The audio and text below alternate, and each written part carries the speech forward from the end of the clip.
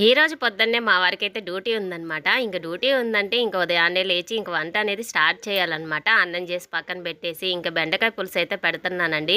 నిన్నైతే కొంచెం జ్వరం తగిలిందని నేను పొద్దున వీడియో పెట్టాను. ఇంక తర్వాత అయితే వీడియో ఏం పెట్టలేదనమాట.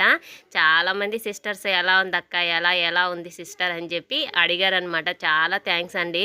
అసలుకి మీరు అభిమానం అయితే మటుకు మామూలుగా లేదు. నాకు భలే హ్యాపీగా అనిపిస్తుంది. నాతో మంచిగా మాట్లాడితే చాలు అనుకుంటాను నేను.